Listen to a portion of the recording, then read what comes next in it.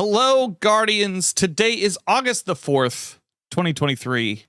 My name's Danfinity, and welcome to Destiny Digest.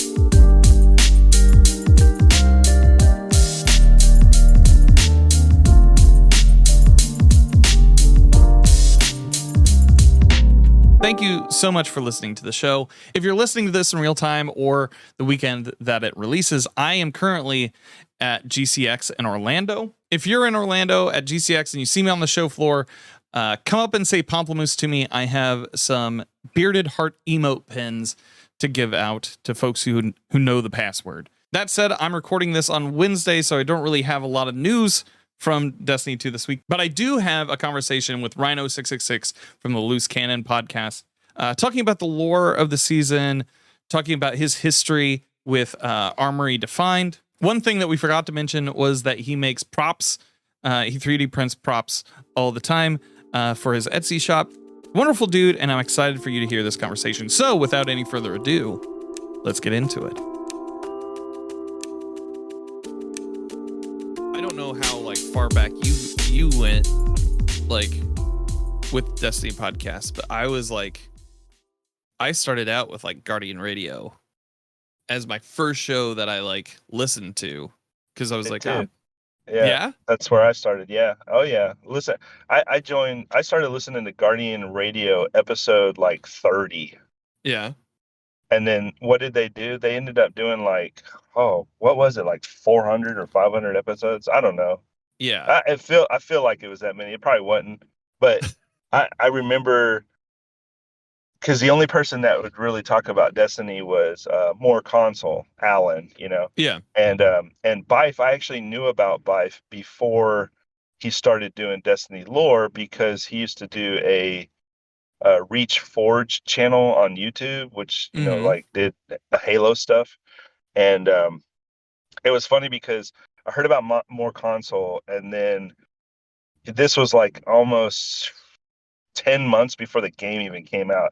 He was hyping up Destiny, and we had all known, being previous Halo people, we had all known, hey, this is definitely going to be the next big thing.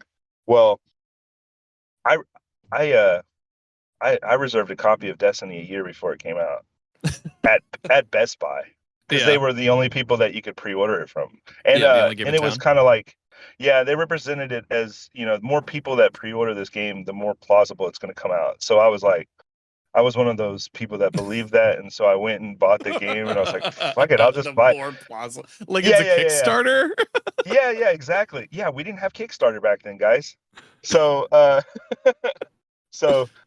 So, I was absolutely wrong about that. I didn't know anything about games or social media for that much. I just knew that I really loved Halo, and I really loved Bungie, and I wanted to play whatever they were working on next.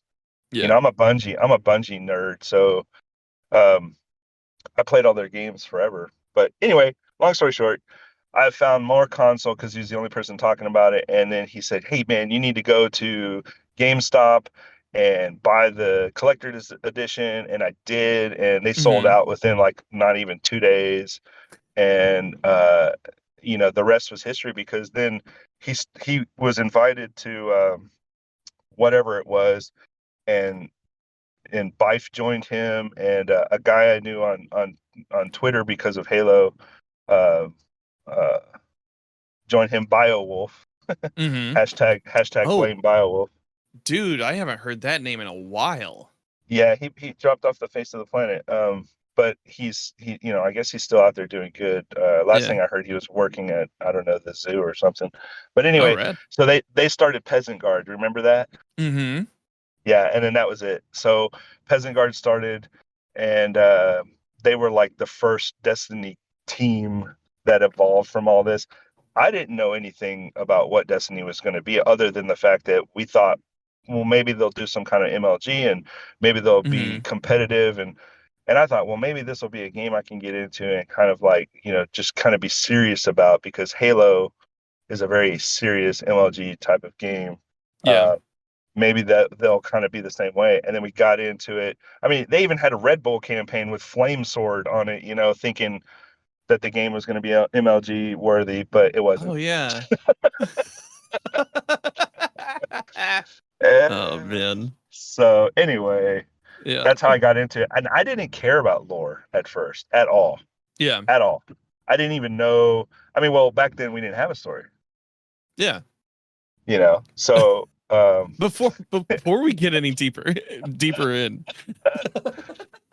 I Hey know. Rhino, Sorry. welcome to Destiny Digest. Hello. Hello, everybody. I was just broke my chair. Welcome, Uh, welcome in. So you were saying that you like when you first started Destiny, you didn't really even care about the lore. Like, is that no. something Yes. that like were you in when you were in like previous game communities? Were you interested in the lore? No. Okay. Okay. So Destiny was like that special little seed that was like, hey. So, I mean, I'll back up and preface that. Like, I was very interested in Halo early on, and I had played Marathon, but so at the very beginning of all of this, playing games like Doom and Marathon, you knew you had an overall idea of what the story was, but Yeah. it was like playing, I don't know, Contra or some old arcade game. You weren't really invested in the story as much as it was kind of leading you along on rails, and Mm-hmm. that was what the game was. Like, this is the game, this is the story in the game, and beyond the game there wasn't anything else that you really sought to care about. You would talk about it with your friends, and I remember when Marathon came out, it was a massive deal because it was so much different from like Doom, right? Yeah. Because in Marathon, you drift, you float around, you're really fast. You go to the hallways like extremely fast, but there's a lot of little puzzles, and you have to back up and read terminals and stuff like that. And you can Mm-hmm. get sick. You can get sick playing that game, but there's a lot of motion in that game. But as compared to Doom, it was really groundbreaking. Mm-hmm. And so that's what kind of got me into Bungie games. Yeah. I had heard about Myth, but I was never really an RPG guy or a MMO guy or any of that stuff. Mm-hmm. Outside of that, I had played maybe a few tabletop games. Uh, like I played Cyberpunk back when it was just a Tabletop. tabletop, yeah, role playing game. Yeah, man. And So there was that story. If I cared about a story, there was that, but it wasn't a video game yet. And like right. Marathon, it was a video game that barely had a story. You had to look at terminals. And then when Halo came out, that was it. So like I was Yeah. sold, you know. Then Mm-hmm. it was all about the story, Halo, Master Chief, Cortana, the whole saga. Everybody knows the story by now. And so that was the first time I ever really immersed myself into a universe surrounding a video game, right? Yeah.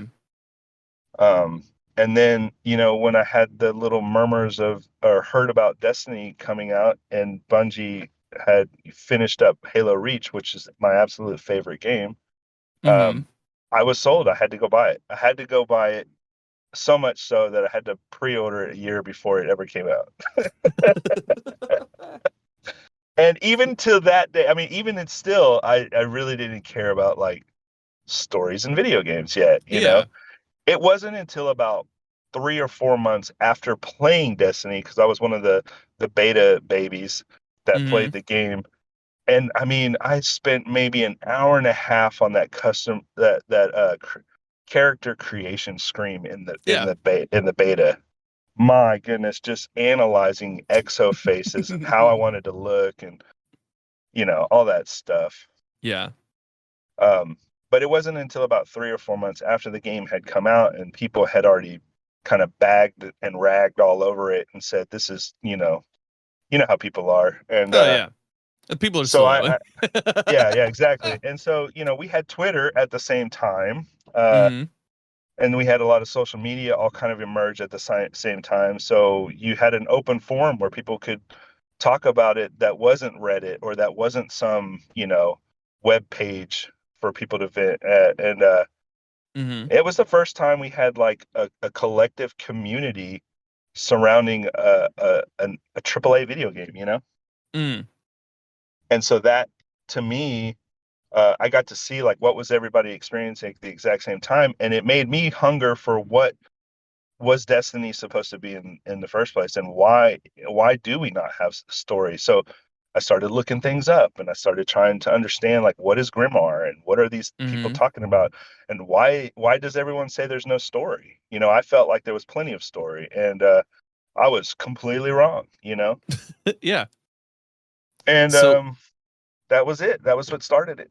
for the folks at home who may not know what you do in the community, outside of the lore and everything, why don't you tell folks what you do in the Destiny community and like where they can find you on the internet, just in case they don't make it to the end of the episode.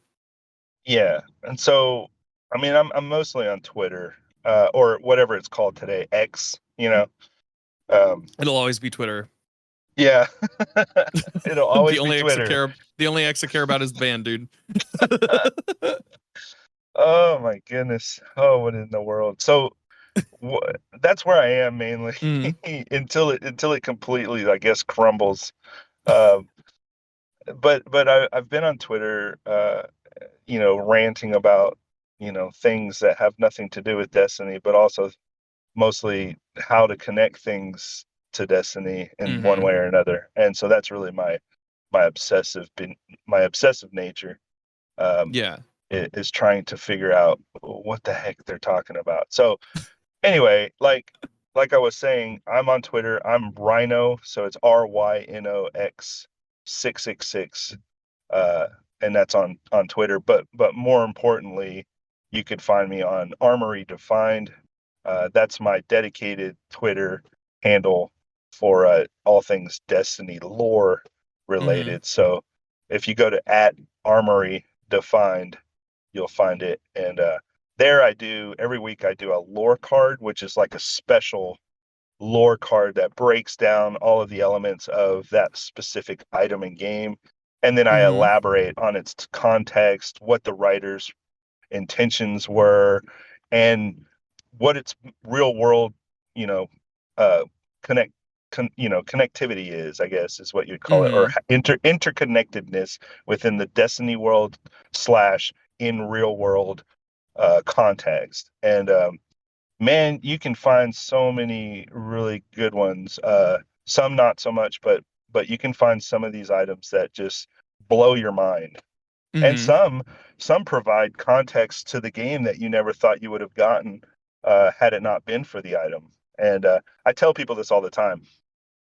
You know, the the the most like the most of Destiny's story is found within the items and flavor text. Mm-hmm. Like some of the best stuff is found there, and I've been saying that forever. But there is a bridge there that kind of creates a connection between everything, and that's what I try to do with Twitter Mm-hmm. is help people under it. And that's every week we do a special lore card. And then if there's some items that are just kind of like relevant, or if I think it's just funny with something that was topical that week or that month, I'll Yeah. throw one in there every other week or something like that. Just depends. Have you always, because I feel like that's an interesting way.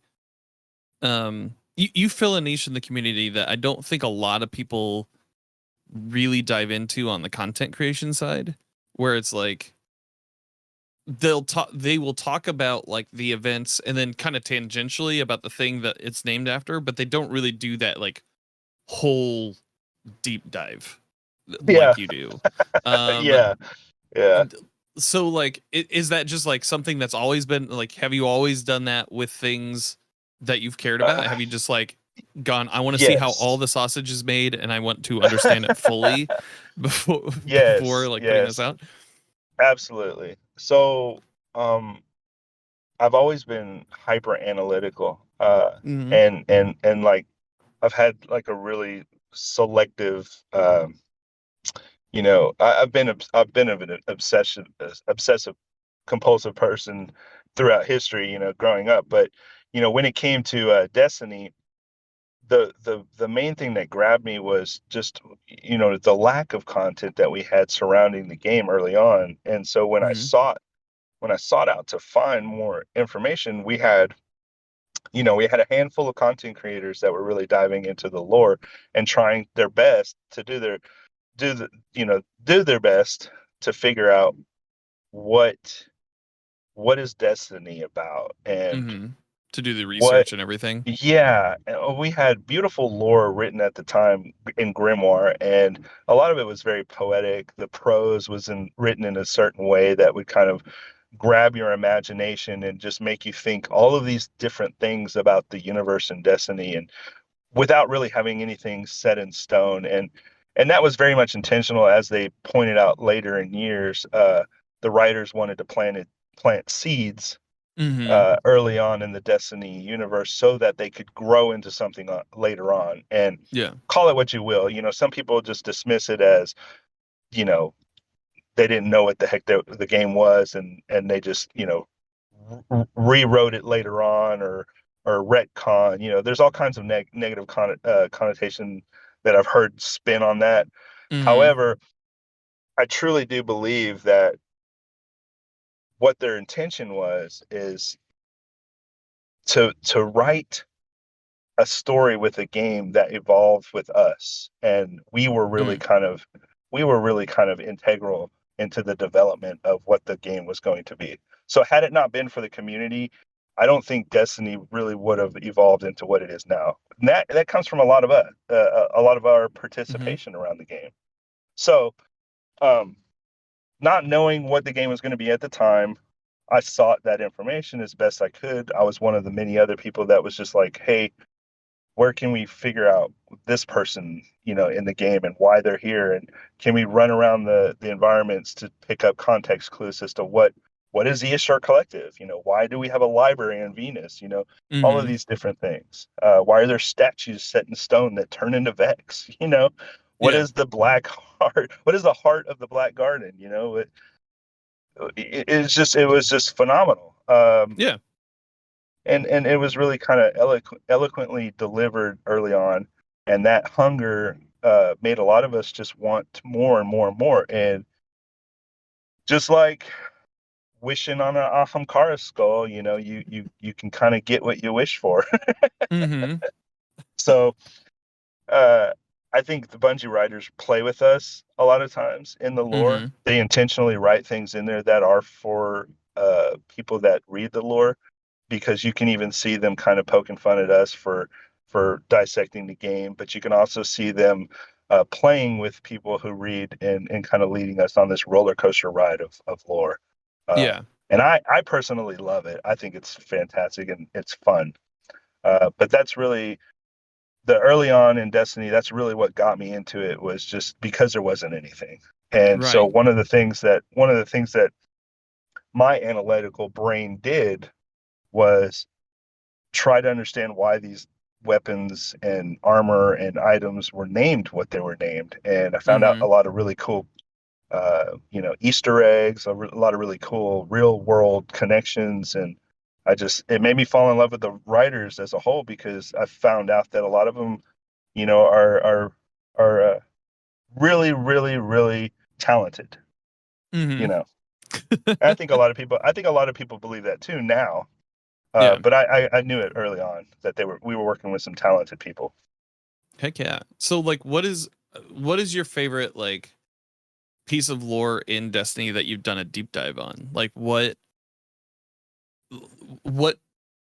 excites you about an item to then go through this process of like, I want to know the name, I want to know the history behind that name, I want to know how that why it's named that in Destiny. Yeah, so I mean, honestly, I don't really have a favorite, just because I love a lot of them. I have a lot. Mm-hmm. Like, it's impossible to pick a favorite, but the ones that I like the most are the ones that I thought weren't going to be anything. Mm-hmm. Um, like, a really good example is one we got in Destiny 1, which was called Hebridean Thought Crime. It was a ship we Mm-hmm. got from Iron Banner. It's a pretty cool looking ship too. And I didn't know, like, what is I know what thought crime is, because Yeah. George Orwell's, iconic book about 1984, and and the thought police and locking you up for having thoughts, right? There's a Mm-hmm. crime for that. Uh, but I didn't understand what Hebridean had to do with that. Like I knew what the Hebridean islands were, or the isles were, but I didn't know why that was relevant. And after doing an extensive research, I found out that George Orwell wrote most of his stuff on the Hebridean Isles. This like this great author, wrote a lot, Mm-hmm. and there's nowhere you can find this information, other than if you were really into George Orwell and did Yeah. a lot of, you know what I mean? Yeah. So it was stuff like that that really got me into it, and once I figured that out, and really I felt like I was sitting right there beside the writer, understanding what their intention was, and so it was that interconnectedness that really kind of, those are the ones that I love the most. Or like another really good one would be Anton's Rule, you know. Mm-hmm. Um, Yeah. at the time nobody knew what that meant. And Chekhov's gun, right? yeah, exactly, Chekhov's gun. So Chekhov's gun is an old saying that they used to say in plays and in writing, and what it means is, if you write that there's a gun in chapter 1, you better use it in chapter 2, or Yeah. something like that, right? That's the overall idea, is if Yeah. you mention a gun, in the book, you better It use it has to somewhere show up. later on. Yeah, Yeah. yeah. Like you can't just mention things and then not use it later on. So that particular item was so parallel with the universe of Destiny, because they mentioned all this stuff in Grimoire in Destiny 1, but when did they start using it? Not until way later on, Yeah. right? Yeah, so it's very much Anton's Rule, Chekhov's gun. We move from Destiny 1 into Destiny 2. It, like you said, the story is like fleshed out a lot more. We have way more lore, way more background story um that's not shown in the game. We also have backgrounds, we also have story that is actually shown in the game now. So Yeah. like how do you feel about that progression? How do you feel I'm sure that like it's a glut of riches for you because you've got like so much more to draw from than just those So original like grimoire cards, right?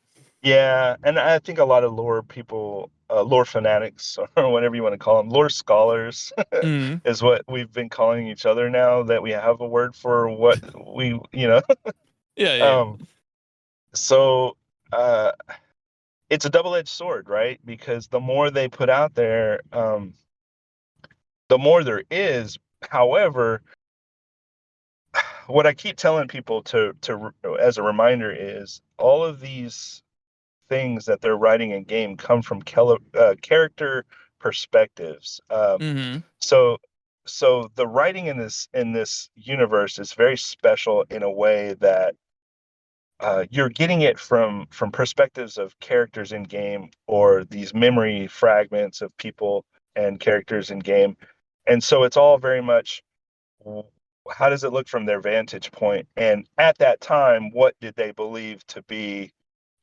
this is what, like, right, like take the Drifter for example. Yeah. He's had many different names, right? Mm-hmm. um, and so at any given time, depending on when we're talking about the Drifter, he had a different opinion or a different idea about the world. Like take Asa, for example.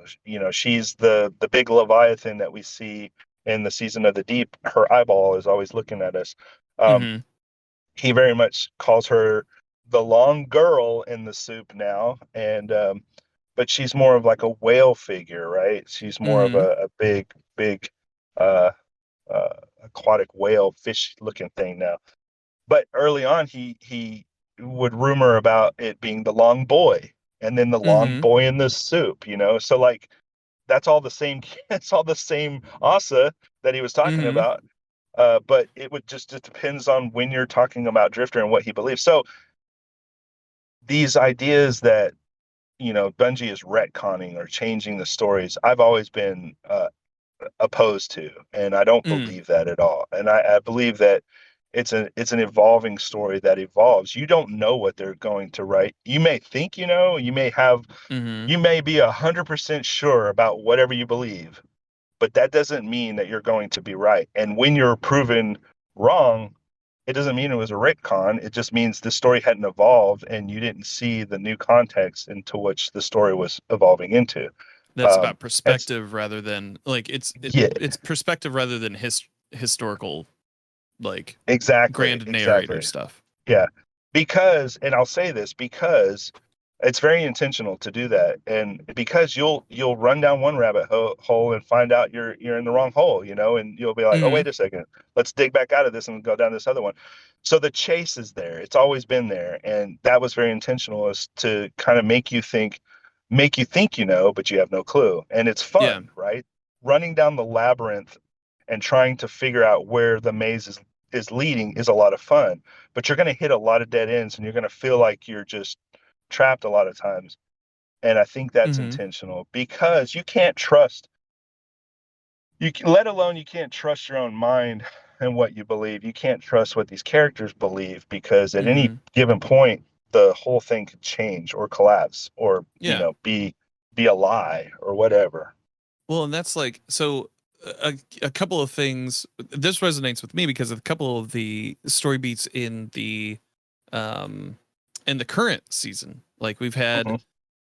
where the witness may have fed us the story of the gardener and the winnower Right. as just like a possible like biblical rendition of what the universe is. Like, Yeah. so that's one conversation I know the lore community is having. The other one is coming from the Veil Containment, where Yep. we're getting new context from Chioma Essie about Maya Sundaresh and now Lakshmi too. Right. Yeah. Like, so Yeah. those perspectives inform, like, each new bit of information coming out being a perspective base rather than a retcon. I can see your point to that. So when that happened, immediately when that happened, so one of the things is, I love to read leaks. I'm the Okay, I'm yeah, the bad I I'm the bad guy. I'm the I'm bad guy guilty too. because I love data mined information and I love leaks. I don't share them publicly, and I would never ruin your day. So if I did have something that was just revelatory and I had to share it and I couldn't overcome my own compulsion, I will flag it or I will tell you, hey, watch out. But Hmm. I would never just intentionally ruin your day just to be the first person to say it, right? Yeah. Um, Having said that, to you right now, there is a ton of information that I've seen over the years of Destiny, well before it ever became public or common knowledge, if you will, Hmm. quotation mark. Um, and one of the things I saw was this whole idea of the witness and the alien race that became the witness. So I had Hmm. seen that cutscene, oh my gosh, almost like a month and a half before it came out. Oh Uh, yeah, it leaked like the first week, yeah, if I and so remember I was correctly. already trying to reconcile what everybody else is trying to reconcile, and so it took me a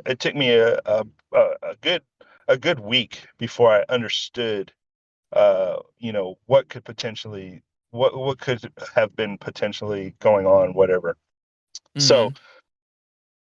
the way I reconcile that whole story beat about the winnower and the gardener and the witness, is going back on those characters, like I was saying, that it's a matter of perspective, it's a matter of characters giving you this story, and it's not an overt lie like, oh, we're tricking you, haha, Hmm. because if they did it like that, it would just be too apparent, right? And where's the Hmm. fun in that? It's like Savathun giving you two truths and a lie. Even to this day, people are debating on which ones are actual truths and which ones are lies. And I see people making video after video and podcast after podcast and going back and saying, "Oh, well, that must have been one of the This is truths," clearly or it. that, Yeah. yeah, yeah, or wait, we were wrong. No, that was the other one. You're right. You know what I mean? So, Hmm.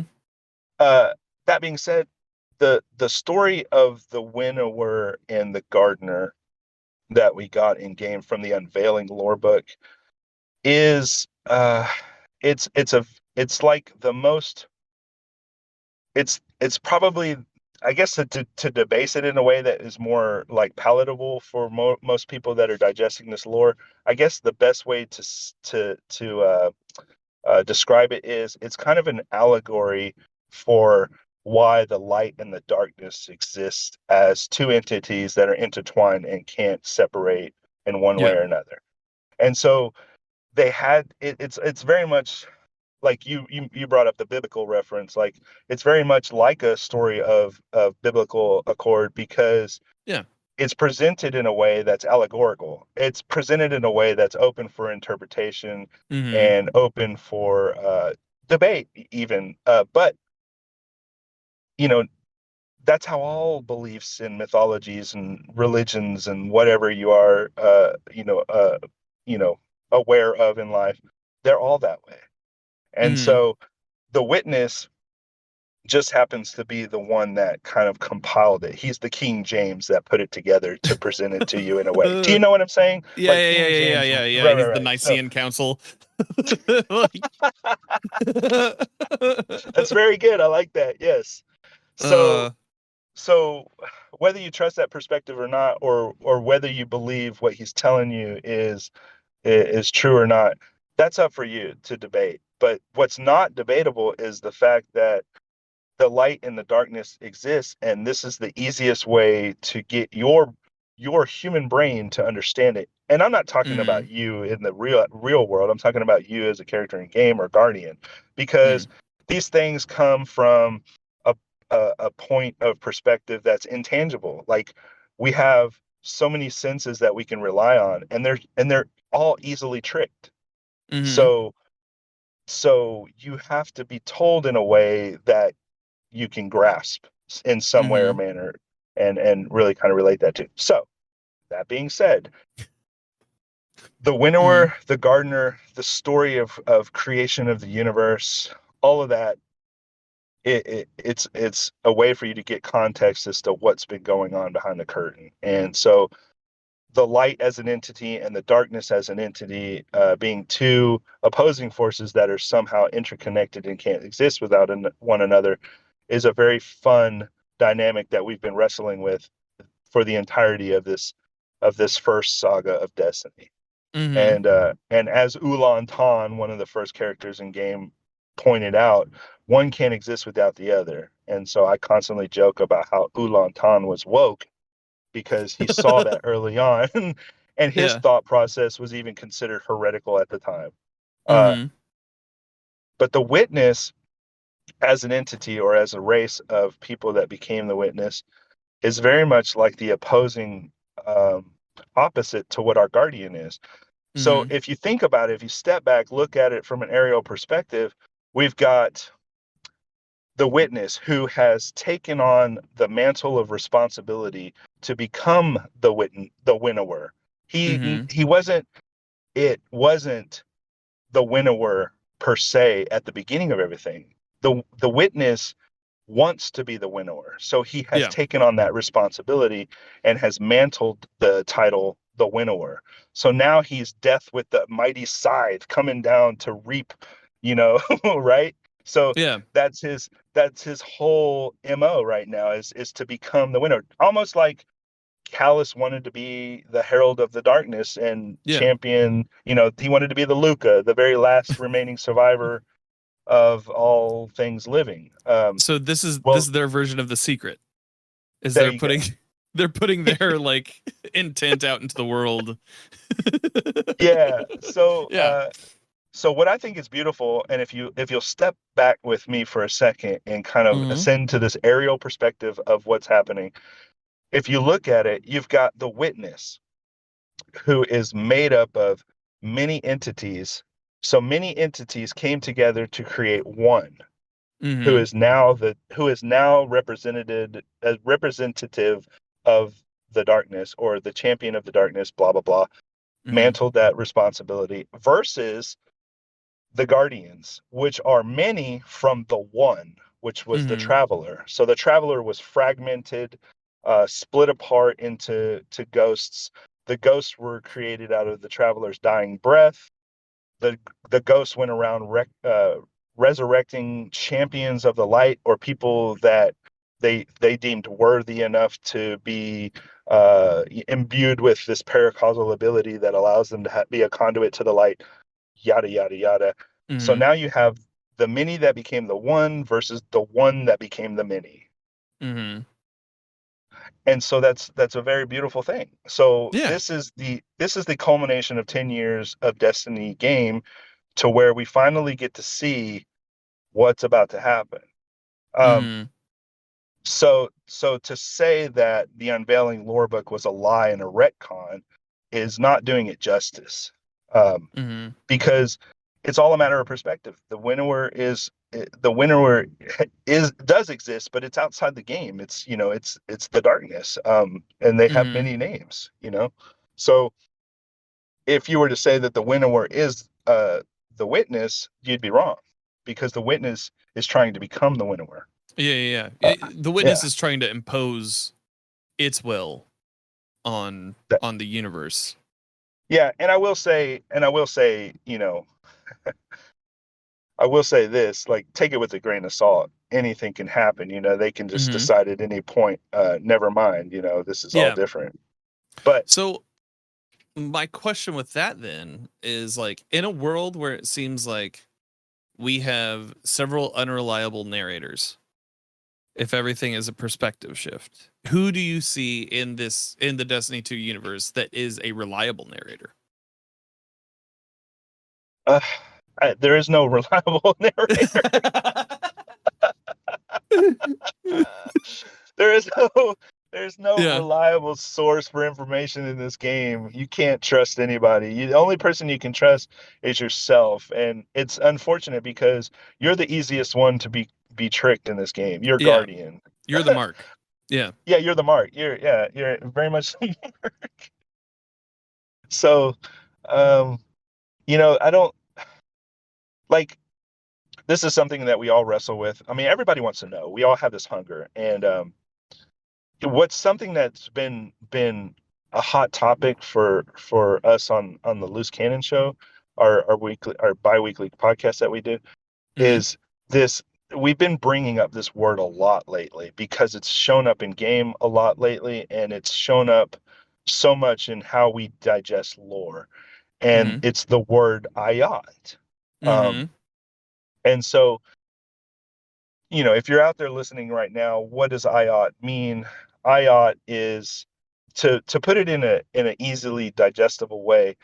IOT is this constant hunger for knowledge and knowing, wanting to know the purpose for everything, right? Like this Mm-hmm. insatiable hunger that you have inside you, and it is that hunger that keeps making you hunger for more.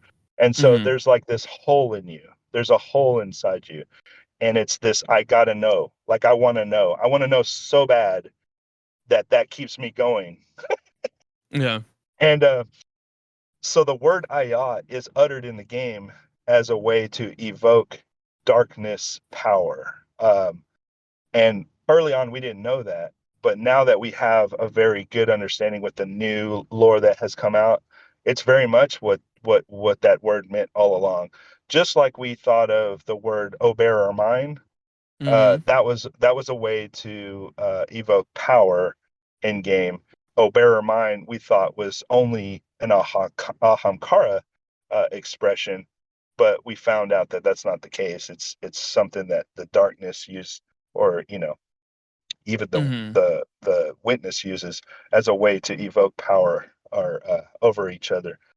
And Mm-hmm. so, Ayat, if you can throw your mind back to early grimoire, one of the first writings we had was a mention of the killing word, and I believe, until I'm proven wrong, I believe that the killing word has been ayat all along, and Mm-hmm. ayat being a word that Seth Dickinson created. One of the first writers in Destiny wrote the Taken King lore, and the Book of Sorrows, which everybody Mm-hmm. loves, you know, Oh yeah, I and got it there's a back good here. reason. I got it right back here. Yeah, yeah. If you don't, if you haven't read the Book of Sorrows, man, you're really missing out, because the Book of Sorrows is like the meat and potatoes. It is the book that it completely explains the hive, Mm-hmm. and teaches you everything you need to know about why the hive exists and how are they connected to the darkness. So, um, that being said, Ayat was uttered in lore at very early on, and it was intentional, Mm-hmm. because just by having that word in the lore and in the game, you've basically you've submitted to the darkness in one way or Mm-hmm. another. So you have the only thing you can do now is try to change your destiny, right? Because your Yeah. fate has been sealed. Incredible. Yeah, Okay. incredible. Exactly. Yeah. Yeah. So, like, how have you been feeling? Uh, I know like Lightfall was kind of controversial for some in the community, Yeah. and I know that like last season and now this season we have Season of the Deep. We had Defiance and then Deep. Like, what are your thoughts on them basically doing a model that runs counter to what they'd done in the past, where in the past they would maybe do like you'd have the main DLC be the big story beat of the thing, and then each season afterward be an episode in the universe to build out the story of Destiny 2 past the limits of that story. This Yeah. year, and it seems in the coming year, we have them telling one consistent story over the course of the year. Yeah. How do you feel about that shift in storytelling in Destiny 2? Um, I I I I appreciate it. Not because as a consumer or because of my own, like, I try to take myself out of it and try to put myself in the perspective of the writers. And one thing that the writers have had trouble with since the beginning of Destiny is all of their writing just coming out way before the content ever came out, or Mm-hmm. being data mined or being shared publicly. And that's not how it was ever meant to be delivered. But we have things like the API, and we have things like in-game coding where they just can't hold everything redacted until it shows up. Yeah. But when Lightfall came out, they were able to do that Mm-hmm. for the first time. They've been able to do that, just not as effectively until recently. Does that make sense? Yeah. Um, And I see I see what you're saying there, because it's like, well, if it's not all in the game, then they can't all be dead. like yeah, like yeah. It's I yeah, see it now as a clever as kind of a clever move on that front. yeah. So Uh what they did, yeah. they delivered it to you in a way that they've been wanting to deliver it to you all along. Mm-hmm. It's just that we don't like that because we want everything now. We want to know it all yeah. now. We want to be the first ones to figure it out. It's fun, right? Yeah. Um, you see it all the time with anything. Even in social media. Like, who's the first one to say this? Oh, heck yeah, let's do it. I told y'all. That moment where I told you so is like the most Yeah. important thing for most people. Um, we all fall for it. It's fine. It is what it is. It's the fun part of it. I mean, it's like a day one raid race for Lord Nuts. Yeah. Being able to figure out the first thing. But that being said, for people that are in the lore and fully immersed in the lore and been dealing with the lore, on a daily basis since forever, you get to this point where you really start to feel empathy for the people that are giving you the lore, and you start to understand that even some of the lore writings in game are the authors telling you, "Hey, we're not having a good time," Yeah. whether that be personal struggles in real life, or how insatiable we are, and Mm-hmm.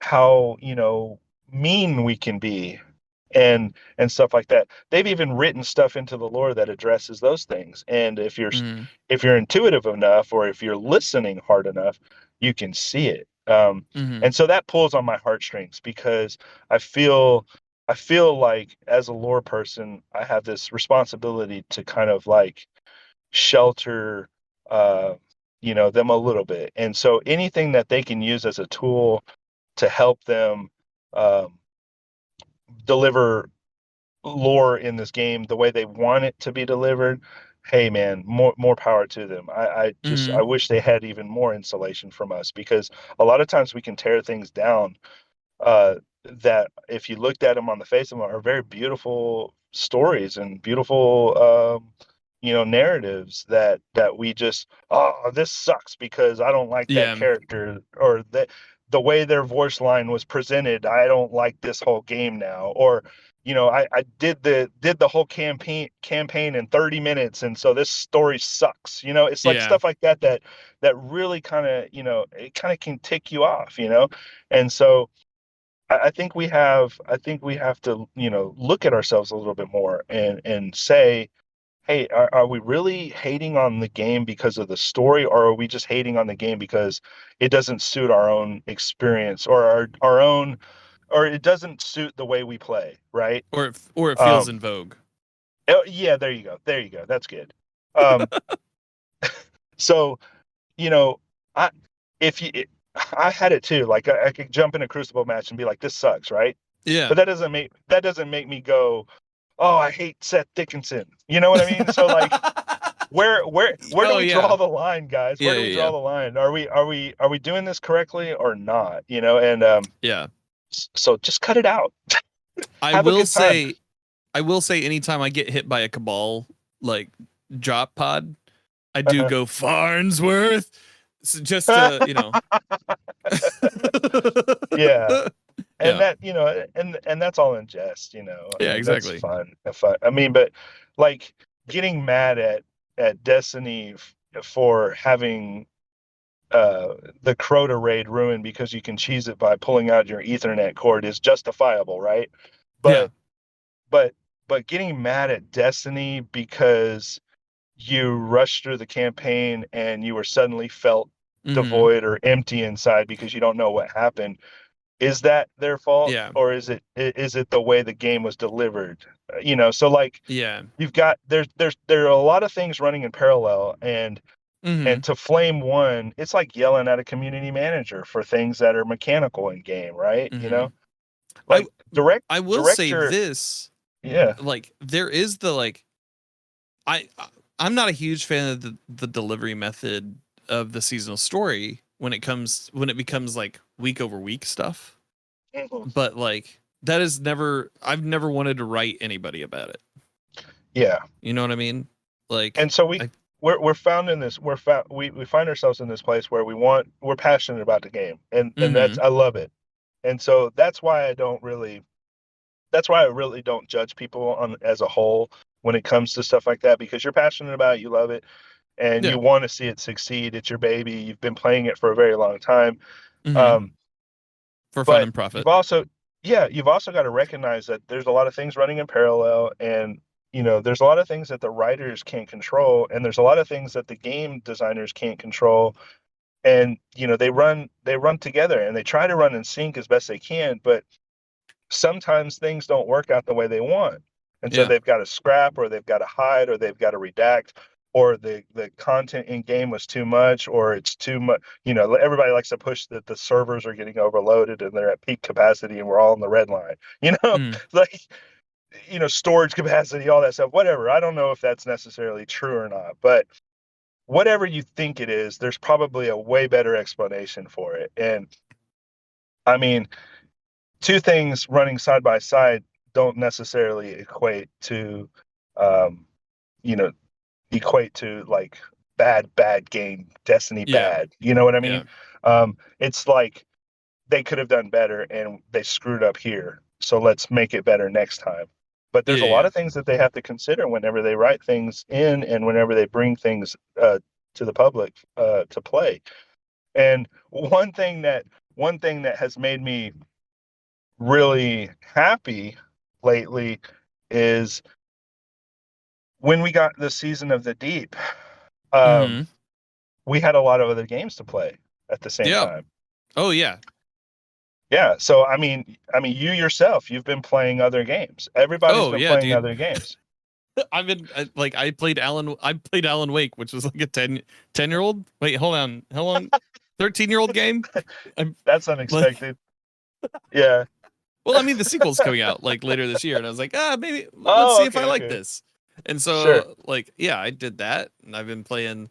I'm looking forward to Sea of Stars coming Yeah. out next or this coming month. This month, it's now this Yeah. month is like, yeah, it's just kind of crazy. But yeah, I feel that, and like, there's a lot of other games. There's a lot of other stuff to do. When kind of coming in for the landing here, I think my last question to you is like, what for people who are wanting to get into the lore of Destiny 2, Yeah. um, where where do you think people should like start first or like go to Um, first? yeah, that's a favorite question for a lot of people. Yeah. So I wouldn't even necessarily say that you have to do anything, but if you Mm-hmm. were getting into the game for the very first time and you wanted a clear picture of what is the game, right now is the perfect time. Yeah. Because and I say this all the time, when Bungie is quietest is when you should listen the most. When you think there's absolutely nothing for you to do in Destiny is the exact time that you should start looking at Mm-hmm. all the little things because they've planted seeds just now, like with the veil containment being doled Oh out every yeah. week, and they didn't tell anybody this stuff, and so a lot of people are like, why isn't this, apparent in game? Why isn't this shown right here? And it's, you know, I I think it's just funny because, well, had you been playing, you probably would have saw it. Or if you were in the game every week, like, Yeah. like I some of these will other say people, you probably would where have they seen it. place that on the map is Sure. a little Yeah. dubious. But But yeah, like, yeah, but yeah, go ahead. that's how they work. That's how they work. Mm. They love to do that. They love to put things in a corner and see if you'll notice it. Mm-hmm. And I love that about Destiny. I've loved that about Bungie forever. And they've always done that. We've gotten lore items that came out a year before new expansions or new seasonal content. And that one particular lore item is all of a sudden telling you, hey, this is what we were talking about a year before it came out. You Mm-hmm. know what I mean? Like, we got a lore item in game that talked about the drifter well Mm-hmm. before he ever showed up, and and other things like that. I mean, there's so many little things. Well, Um, yeah, and with veil containment, we're finding out that the future, like, Future War le- Cult. yeah, the Yeah, future war cult machine yeah, was yeah, the veil, yeah, yeah. essentially. Like, Exactly. And so, like, that's the great thing is the veil containment has been a good source for them to put the lore in game mm-hmm. that can be doled out progressively so that you don't get hit all at once and then you're just like, Yeah, oh, forget it. I don't it get it fe- because yeah. it feels like it's adding a lot of context, and like I think that's where like people are like retcons, but but like it feels like it's adding a lot of context to stories that we already know, while also like seemingly pushing into what the future territory is. Yes. So if you were going to jump into the lore right now, I Mm-hmm. can definitely say, oops, that was not supposed to happen. Anyway, a little bit of Brian, early in the morning. Sorry about that. Um, All good. I'm a huge music nerd too, as Dan Finity can attest. We Oh, I probably, know. Oh, I know. yeah, We've we talked. banter back and forth about it a lot. Oh my gosh, dude, it's so early right now. Anyway, so the I only wanted to get the name right for the book, and that's why that music came on. Mm-hmm. But there is a lore book in game that's there right now, and so if you're just now getting into Destiny, read the Inspiral lore book.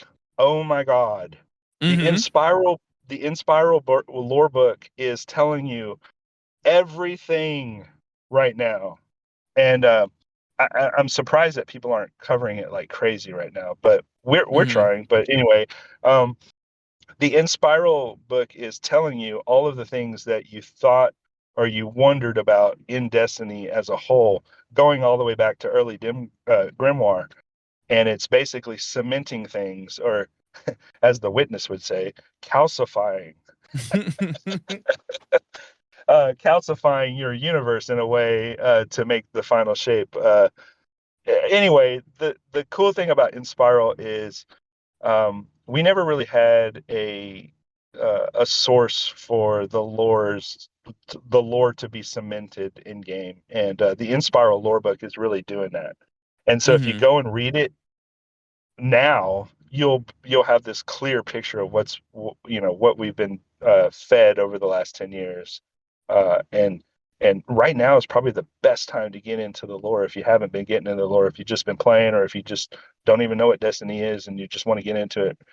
Read that first. If you want my opinion, read that first, because reading that first is going to open up a whole universe in your mind and make you want to know everything you can about all the little things they're talking about.